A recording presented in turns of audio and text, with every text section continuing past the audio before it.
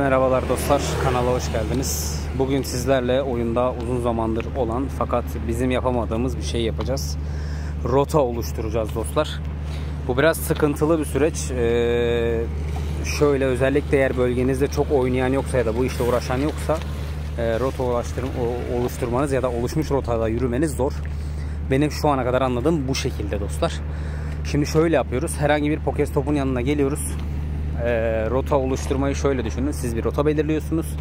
O rotayı oyunun kabul etmesi lazım. Sonra o rotada yürüyerek bu asıl kazanacağımız hediyeleri kazanıyoruz. Yani rota oluştururken sadece rotayı oluşturmuş oluyorsunuz. Şimdiye kadar anladığım bu. Dediğim gibi çok yeni, çok fazla bununla ilgili bilgi de yok. Ben kendi deneyimlerimi aktarıyorum sadece. Zaten eksik kaldığım bir kısım olursa sizler yorumlarda çok güzel bu konuyu detaylandırıyorsunuz. Şimdi ne yapıyoruz? Bir Pokestop'un yanına geliyoruz dostlar. Rota oluştur diyoruz. Yeni rota oluşturuyoruz. Hemen şuradaki rotayı başlangıç olarak belirliyoruz. Ardından bir tane de bitiş rotası belirliyoruz. Bitiş rotamız da burası olacak. Neden böyle bir yer seçiyorum? Çünkü en az 500 metre olması lazım. 500 metreden az olunca da bunu kabul etmiyor. Şimdi başlat dediğimiz zaman dostlar şöyle hemen deneyelim. Yürüdüğünüz zaman sizin peşinizden bir gri rota oluşuyor. Şöyle deneyelim. Bakın şu an bastığım yerde ufaktan bir gri bir nokta görüyor musunuz? O normal yürüme rotanız gibi bir şey. Buraya yürüyorsunuz.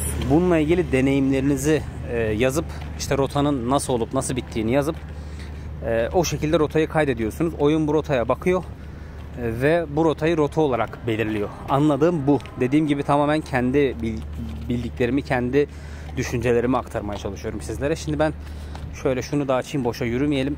Birkaç şeyden bahsedeceğim bugün. Bu arada halen buradaki tozdan, topraktan boğazım halen çok kötü. O yüzden ara ara garip sesler duyabilirseniz şimdiden hakkınızı helal edin. Çok tozlu bir ortamdayız maalesef yıkımlardan dolayı. Hemen geçiyorum bu konuyu. Şimdi bu rotamı ben bu şekilde oluşturuyorum. Özellikle uzun oluşturuyorum ki en azından 500 metre olsun. Hatta 500 metre olduğundan emin olmazsam biraz daha rotayı uzatabilirim. 500 metrenin altında kabul olmadı. Dün deneyimledim. Dün 2 tane gönderdim. Bu benim 3. olacak. Eğer ben yapmam gerekirse de İskenderun'daki bütün rotaları gerekirse ben yaparım.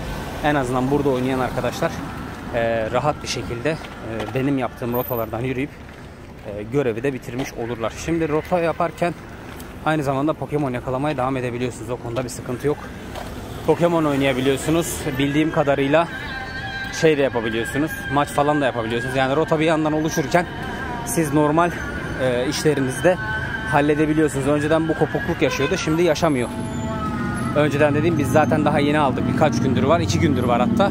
Ben önce bir deneyimlemek istedim. İnternetten de baktığım kadarıyla çok böyle bununla ilgili bilgi sahibi olan arkadaşlar yok. Maalesef bununla ilgili herhangi bir düzgün bilgi de yok. Şimdi yürümeye çalışacağım bu rotayı. Bazı yollar halen kullanılamıyor buradan. Yolu uzatmak zorunda kalabilirim. Yolu uzatırsam işime gelir zaten. En azından şey olur. Kilometrede uzamış olur. Ben sizi tabii ki sıkmayacağım. Böyle bütün rotayı size takip etmeyeceğim ama bunu sonuçta tekrardan yapacak olan arkadaş bir şekilde benim yürüdüğüm rotayı yürümek zorunda kalabilir. Onda biraz sıkıntı olur. Onun dışında daha düz rotalar çizmeye çalıştım bundan öncekilerde ki rahatlıkla hani bu rotaları arkadaşlar yapabilsinler diye. Şimdi dostlar ne yapıyoruz? Görevlerin bir kısmını yaptım. Bu görevin 3. kısmını atlarken, video kaydederken maalesef bir aksilik yaşadım ve size bu görevlere geçtiğimi sanırım gösteremedim. Sanırım diyorum, halen aklım allak bullak. Şimdi 4. kısmındayız. Burada dostumuzla yürürken şeker almamız lazım ve 14 gün boyunca oyuna girmeye devam edeceğiz. Bu neyin görevi? Şurada bir tane yeşil kedi vardı ya, seçim yapmıştık. Onun görevleri. Onun zaten bir evrimini yaptım. Bu değil tabii ki, aşağılarda. Bunun bir evrimini yaptım. 3. evrimini de yapmamı istiyor ama tabii ki görevleri bitirdikten sonra ben halen daha iyisini bulamadım. O yüzden bunları yapmaya devam edeceğiz. Yani bu görevleri yapayım. Halen yakalamaya çalışıyorum. Bakayım mesela bunun da IV'si kötü. Bunu da gönderiyorum. IV'si iyi olursa yapacağım. Onun dışında farklı bir şey var mı? Var. Bu Pokemon 3. evriminde 25 kilometre yürümek istiyor. Hatırlarsanız videoda bunun tepki göstermiştim. Hani işte 25 kilometre mi yürüyeceğiz diye tepki göstermiştim. Şöyle iyisi geldi. IV olarak iyi geldi. Neredeyse 98 tahminimce. Tam full olsaydı daha iyi olurdu ama sıkıntı yok. Zaten çok kullanacağımız bir Pokemon değil. Ben öyle tahmin ediyorum. Bu arada elektrik ve dövüş oldu. 3. aşamasında da muhtemelen elektrik dövüş kalacaktır Pokemon. Ben Pokemon'u yanıma koydum. Koymamın 2 avantajı var. Hem evrimini aradan çıkarmış olayım hali hazırda yürüyeceğimiz için. Hem IV'si iyi olduğu için hem de şurada şeker toplama görevi var. Tabii ki Gyarados kullanıp 1 kilometrede bir alabilirdim ama ben Pokemon'u koyup Puffin veriyorum. Hem de bu aradan çıkmış oluyor hem de 1,5 kilometrede, tamam 3 kat daha geç olacak ama en azından bunları da doldurmuş oluyoruz. Şimdi yürümeye devam ediyoruz. Burada istediğimiz gibi Pokemon yakalayabiliyoruz bu arada. Gerekirse sıkılmayın diye maçta yapabilirsiniz. Ama zaten yürüyerek Pokemon yakaladığımız için sıkıntı yok. Gördüğünüz gibi arkamda şöyle bir rota oluştu. Daha kısa yolu seçebilirdim ama şu an daha kısa yolu seçmedim. Özellikle uzun yolu seçtim ki rotamız en azından 500 olsun, yoksa rota boşa gitmiş oluyor. Bu süreçte muhtemelen 500 metre olur. Şimdi şöyle ayrıntılara bakalım. Bu Pokemon'u 2 kere yakaladım. İkisinde de kayıt aldım. İkisinde de kaydını atamadım. Bunlar şeyden geliyor. Akınlardan alabiliyoruz dostlar Pokemon'u. İkisinde kaydını aldım ve ikisinde yakalayamadım. Kaydını atamadım. Bu süreçte bir 10-15 tane kaydım maalesef yandı. Umarım bu kayıt şu an alıyorum. Bu kaydımda umarım şu an yanmaz. Farklı bir değişiklik yok onun dışında.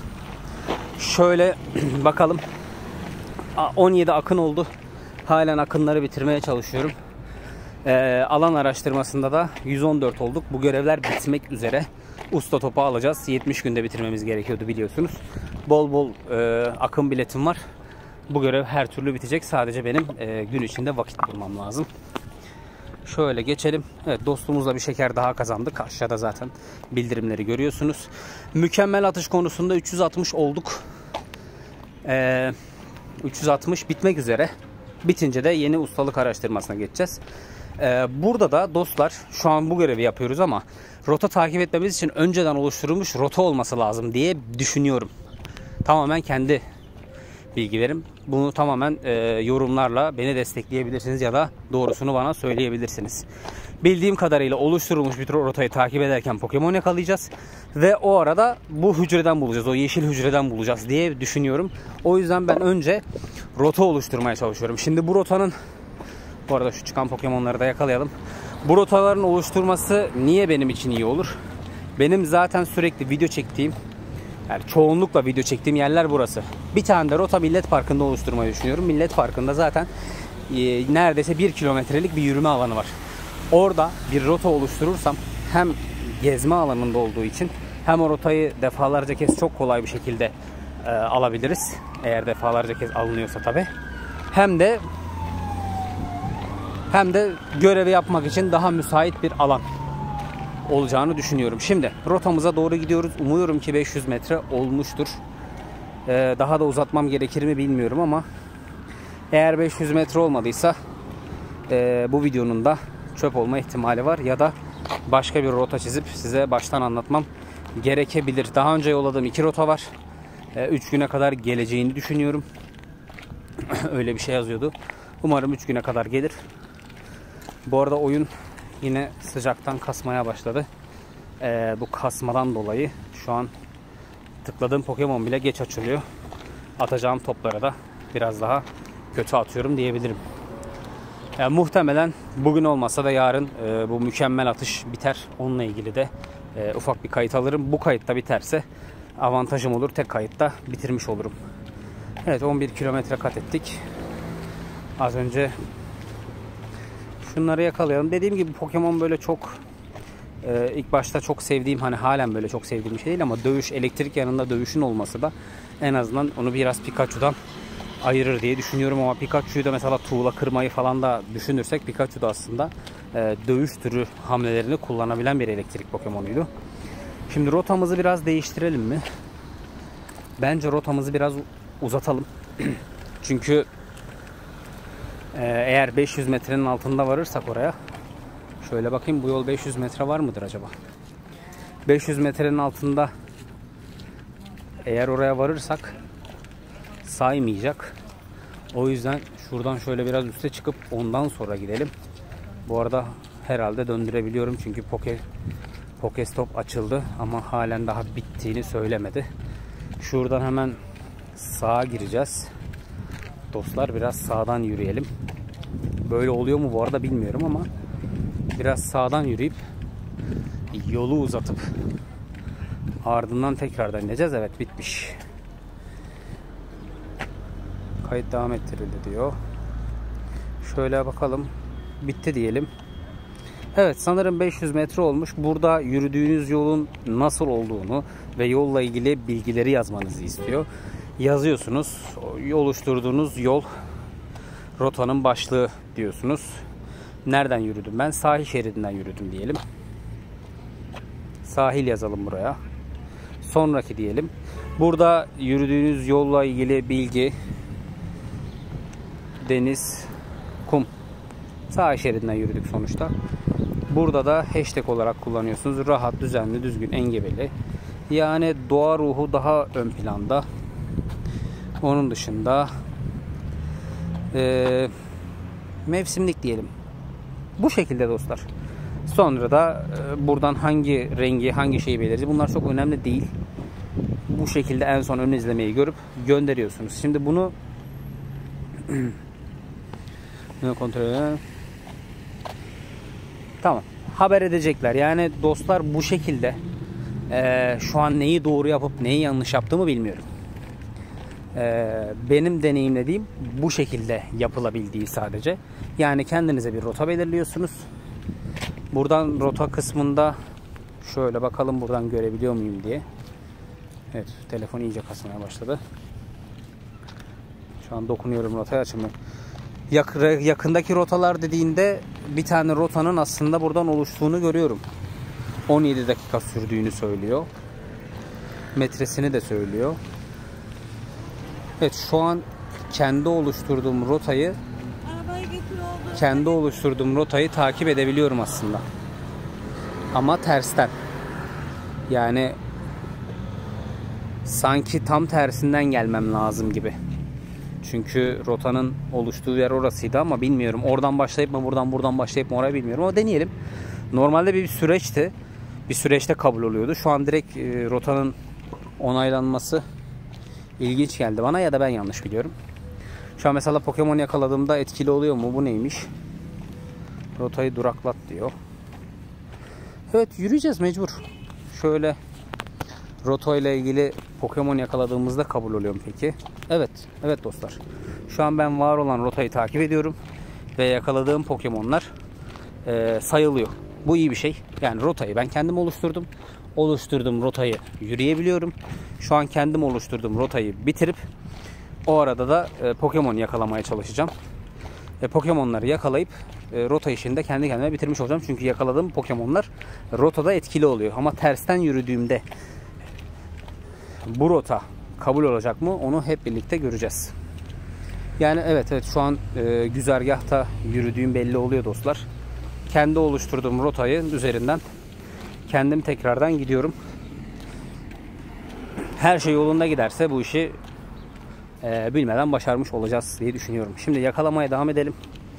En azından bir 20 Pokemon yakalayalım ki bir görevin bir kısmını da bitirmiş olalım dostlar. Ama normalde rotayı tersten yürüdüğünüz zaman rotanın çizgisi mavi oluyordu. Yani var olan gri çizgi mavi oluyordu. Muhtemelen tamamen daha oturmamış bir mesele bu. Ben bu rotayı, mesela aynı rotayı tekrar gelip üzerinden geçebiliyor muyum? Ondan da emin değilim. Evet, şunu da yakalayalım. Şimdi bu rotanın üzerinden normalde yürüdüğünüz rota mavi şeklinde oluyordu. Hani yürüyorsunuz gibisinden. Şu an o kısım oluyor mu olmuyor mu bilmiyorum. Ben gördüğüm kadarıyla olmuyor. Şöyle bir daha bakalım. Evet. Ama bu dediğim gibi oyundaki renkler, şeyler falan tam oturmamış olabilir. Şu an tamamen tamamen 20 Pokemon yakalamaya kendime odaklayayım. En azından bir kısmı bitirmiş olalım. Ben birkaç gün sonra videoyu atarım diye düşünüyordum. Rotalar oluştuktan sonra, ama şu an var olan rotaları oluşturduğum için, yani kendi rotamı kendim oluşturduğum için bakıyorum. 18 dakika diyor. Evet, rotaya kalan mesafeyi de gösteriyor dostlar. 300 metre kaldı diye. Göreceğiz. Rotayı takip ettikten sonra bir sıkıntı yok. Rotayı takip edebildiğimiz takdirde bir sıkıntı yok. Biz rotanın sonuna vardığımız zaman muhtemelen orada ödüller bizi bekliyor. Küçük küçük ödüller var. O küçük ödülleri alırsak ne ala yapmış olacağız. Çünkü şuradan baktığımda evet, rotayı takip ederken Pokemon yakalayın diyor. Üstteki de rotayı takip ettiğimizde bitecek. Bir tane de hücre bulacağız. O hücreyi nasıl buluyoruz onu bilmiyorum. Hediyeler kısmında mı geliyor? Yoksa yürürken yolda mı karşılaşıyoruz onu da bilmiyorum. Onu da hep birlikte göreceğiz, ama şu an mutluyum ki size rota nasıl yapılır, yapılan rota onaylandıktan sonra nasıl üstünde yürür, en azından gösterebilmiş oldum. Dediğim gibi ben de baştan deneyimliyorum. Sıfır baştan deneyimliyorum ve bunlar genelde yabancı kanallarda var. Bir tane video izledim sadece. Doğru mu yaptığıma dair. Dün değil, bir önceki gün sanırım gezerken, ya da dün de olabilir. Gezerken yanlışlıkla rotayı ben ara ara kontrol ediyorum. Oradan rota nasıl oluşur diye bir deneyimleyip o şekilde yaptım. Oluştuğunu görünce bugün video çekme kararı aldım. Süreç o şekilde ilerledi. Siz ne deneyimliyorsunuz? Aslında ben de deneyimliyorum. Hadi ama. Evet. Mükemmel yakalamış olduk. Bu arada bu görev sağ olsun, normalde çok böyle mükemmel atmayı kendimi zorlayan bir insan değildim yani. Mükemmel attım atmadım çok önemli değildi, ama bu görev sayesinde elim daha da yatkın oldu bu mükemmel atışa. Daha da kolay mükemmel top atabilir oldum. Tabi videolarda falan, hem de eğer yolda yürüyorsam çok ekrana bakmadan aslında atıyorum. Sadece topu döndürüp bazen Pokemon'a bakmadan bile atıyorum. Baktığımda da çoğu zaman zaten olmuş oluyor. Şimdi biliyorum video uzun oldu ama önemli bir konu. İki konuyu ele aldığımızı düşünebiliriz burada. Ben diğer konuyu, rotanın üzerinde yürüme konusunu ayrı ele almayı planlıyordum, ama şöyle bakalım. Evet, 10 tane Pokemon yakaladık. Halen rotayı takip ediyoruz. Kendi geldiğim yol olduğu için kendim koymuş gibi yürüyorum. Zaten rotayı ben belirledim. Şimdi Pokemon yakalamaya devam. Bu süreçte zaten hani bir tane video izledim yabancı kanalda. Orada işte Pokemon yakalamayın, aman Pokestop döndürmeyin, aman herhangi bir şeye girmeyin, işte kopuyor falan diyordu. Bizde herhangi bir kopma olmadı ki, o bir adam bir ay önce çekmiş videoyu. Zaten şeydi. Yani şu an bize daha birkaç gündür geldi. 2 gündür falan bizde bu rota olayı. O yüzden muhtemelen birçok şey düzelmiştir. Ben umudu kesmiştim rotadan bu arada. Ya illaki düzelecekti de. Hani görev çünkü bayağı oldu. Atamadım bu arada. Tam mükemmel atmalıktı ama atamadım. Rota birkaç ay oldu herhalde. Bir aydan fazla oldu tahminimce. Umudu kesmiştim. Şey olur diye. Görev gelmez diye. İyi oldu. En azından görevi de yapabiliyor olacağız. O Pokemon şu an ulaşılamadığı için, o köpek şeklinde olup da ardından kobra şeklini alacak olan yılan, sonra da böyle ayağa kalkıp dikleniyor herhalde. Sonra da bir adama dönüşüyor. Bildiğiniz o yeşil Pokemon'u. Önemli bir arkadaş herhalde. Onu da göreceğiz. Gerçekten değer mi değmez mi? Zaten bir tane var. Ivy'si de biliyorsunuz bize zaten şanslı değiliz. Ivy'si iyi gelsin. Kaç metre kaldı? 102 metre kaldı. Halen yürüyoruz. Evet, geri dönüşü bu arada uzun geldi. Normalde bu tarz olaylarda geri dönüş daha kısa gelir insana, ama geri dönüş uzun geldi. Bu arkadaşla halen yürüyoruz. Yürümeye devam edeceğiz. Hem onu evrimleştireceğiz, hem şuradaki görev, eğer bunun 25 metresi de 25 kilometresi de dolarsa da yanıma Gyarados alırım. Gyarados'la yürürüm. Gyarados'un şekeri daha hızlı geliyor sonuçta. Biraz da Gyarados'la yürürüm. Evet. Mavi çizgi buradan ilerliyor. Benim geri dönmem gerekebilir sanırım ya. Rotayı yürüyoruz ama bak. Şu yürürken bahsettiğim mavi çizgi buydu. Sanırım bütün bu yolu geri yürüyeceğiz. Rotanın başladığı yerden gitmemiz gerekebilir. Şu an daha rotaya gidiyoruz. Rotadan yürüyeceğiz. Eğer öyle bir şeyse korkunç. Ama rotayı takip ederken Pokemon'u yakaladığımız da onaylandı. Göreceğiz dostlar. Bir 2 dakika sonra belli olacak. Video da uzun oldu. Videoyu uzun sevmeyen arkadaşlara kötü haber. Videoyu özellikle uzun isteyip mesajlara da uzun yazan arkadaşlara da uzun video olsun. Onlara da iyi haber. Ben çok uzun video sevmiyorum. Atması da zor oluyor. Nefeste kalmıyor. Sonuçta yürürken böyle sessiz kalmayı da sevmiyorum. Gıcık oluyor. O yüzden sürekli konuşma isteği oluyor ve bir süre sonra bu sıcakta zor oluyor. Şimdi rotaya başladığımız yere geri dönüyoruz. Şuradan dönüşümüzü aldık. Bu iş arabayla olur mu acaba? Şimdi rotayı takip etmiyorsak rotayı takip ederken ki Pokemon'ları nasıl yakaladık? Rotayı takip ediyorsak o mavi çizgi nasıl oldu, olmadı? Aklımda deli sorular, göreceğiz. Ama bence rotanın bir ucundan bir ucu bağlantılı olması lazım. Yani saçma olur. Bağlantılı yapmışlarsa helal olsun. Eğer onu yapamamışlarsa bize işkence yapacaklar. Eğer buradaki arkadaşlarsa bu rotaya hiç gelmeyin. Bu rota çok ters bir yerde.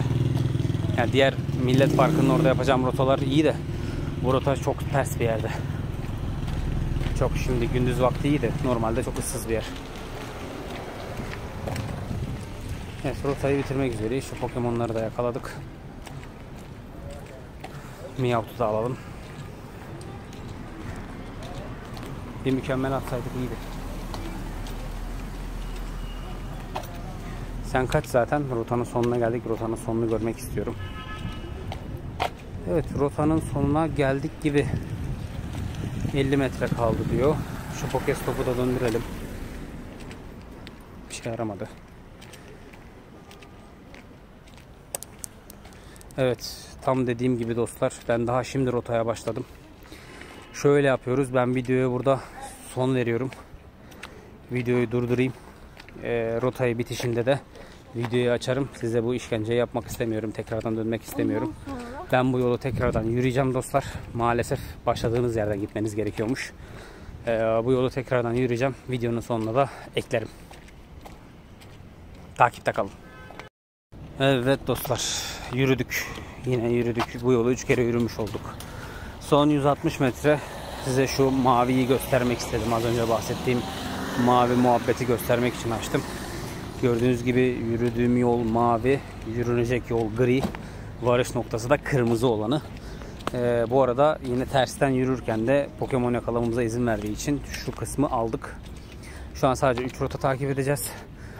Yarın muhtemelen bu 3 rotayı da bitirip şu hücreyi nasıl bulacağımı da bakmam lazım. Belki de şu an yakalayacağız, onu bilmiyorum, onu göreceğiz. Bu hücre bulma muhabbetinde acaba yanımızda mı gezdirmemiz gerekiyor o Pokemon'u? Onu da bilmiyorum, onu da göreceğiz. Şimdi biz şeyin sonuna geldik. Rotamızın sonuna geldik. Rotamızı bitirdik. Unutmuyoruz ki maviden kırmızıya yürüyoruz. Ama az önce sanırım şey sormuştu bize. Bakın burada bir şey var. Evet. Güzel. Evet, bir tane hücre bulduk. O hücreyi nasıl bulduğumu gördünüz umarım. Aynen öyle dostlar. Yolda yürürken şöyle yeşil bir parıltı gördük ve şeye doğru. Daha önce ben onu görmedim herhalde. Yeşil parıltıyı gördüğünüz yerde onun üzerine dokunun ve hücreyi almış oluyorsunuz. Bu hücreden sanırım 50 tane lazım. O Pokemon'u evrimleştirebilmek adına. Ve Pokemon keşke iyi olsaydı. İyi de değil. Şimdi şunu bir alalım. Öncelikle şeyi bitirmemiz lazım. Rotayı bitirmemiz lazım. Şöyle dönmüştük diye bu kısmı acaba böyle mi algılamış? Rota halen bitmedi. Evet, rotada bitmiş oldu dostlar. Şimdi rotayı bitirdiğimizde sahil rotasını bitirmiş oluyoruz. İksir verdi, hızlı TM verdi, yıldız tozu verdi, 4 XP verdi. Şimdi yani kendi rotam olduğu için 5 puanı veririm ben buna. Kendi rotam sonuçta. Şimdi dostlar rotayı bitirmiş olduk. Evet, bu rota muhabbetini tamamıyla bitirmiş olduk. Ne yaptık? Rotada yürüdük. Şimdi 3 rota dediği bu rota, ben günlük olarak zaten yürüyorum burada. O yüzden dostlar rota benim için basit oldu. Yürürken hücre de bulduk. O hücreye de hemen bakalım nasıl görünüyor. Buradan görünüyor mu? Burada küpü görünüyor. Bir hücremiz var diyor. Bu küpün içine o hücreyi topluyoruz. Peki o Pokemon'umuz nerede? Z ile başlıyordu herhalde. Şöyle bakalım. Evet. Ne güzel, Pokemon'un ismini hatırlamıyorum. Şuradan bakalım. Çok geriye gitmemiz gerekebilir bu arada. Üzerinden bir aydan fazla geçti. Bulurum, şu an hatırlamıyorum Pokemon'un adını. Görevde de yazıyordu herhalde ama. Evet. Şu an linç yiyorum. Pokemon adını hatırlamadım. Gerçi sanmıyorum, benim kitle, benim dostlar öyle değil. Linç atacak kadar. Evet, Z yazdım az önce, çıkmadı ama Pokemon bu dostlar. 50 tane hücre bulmamız lazım. Pokemon'u evrimleştirmemiz için. Ivy'sine bakıyoruz. Yani çok da şey değil. Bakıyorum. Hepsini göster diyorum. Hepsini göstermiyor. Yok, pardon. Şimdi %10'luk formu bu. %50'lik formu ve tamamlanmış formu var. Anladım. Şimdi dostlar, anladığım kadarıyla bu arkadaşı şöyle yazarsak buluyoruz. Aynen. Şimdi bu arkadaşı bu hücre toplayaraktan yılan formuna getirdiğimizde, şu yılan formuna getirdiğimizde bu %50 formu oluyor. Bir de bunun %100'lük formunda da şu ayağa kalkmış ve Transformers tarzı robot halini almış hali oluyor. Daha iyi Ivy'si olabilirdi. Sonuçta bununla çok uğraşacağız.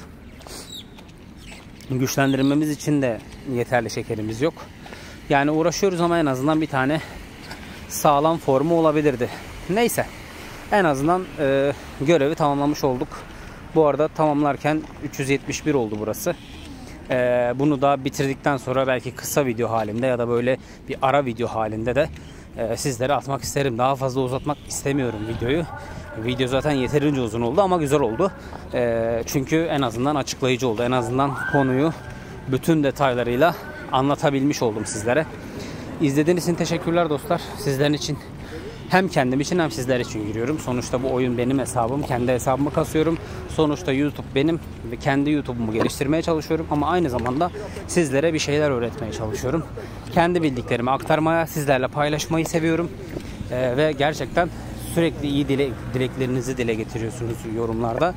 Bu benim çok hoşuma gidiyor. Bir şeyleri başarmışlık hissi veriyor. Umarım bu yolda yürümek isteyen arkadaşlar en azından benim seviyeye kadar gelebilirler. YouTube seviyesine baktığınız zaman 4000 aboneye yaklaştık. Hiçbir şey sayılır. Bu bile inanılmaz haz veriyor. O yüzden bu hazzı bana tattırdığınız gibi inşallah sizler de tadabilirsiniz. İsteyen varsa ya da herhangi bir konu üzerinde ilerlemeye çalışan arkadaş varsa umarım bu hazzı tatmış olur. Başarmışlık hissini yaşamış olur. Bunu da size teşekkür babında söylemek istedim. Videoyu daha fazla uzatmadan ne yapacağınızı biliyorsunuz. Like'ları, aboneleri ve yorumları eksik etmeyin dostlar. İyi seyirler.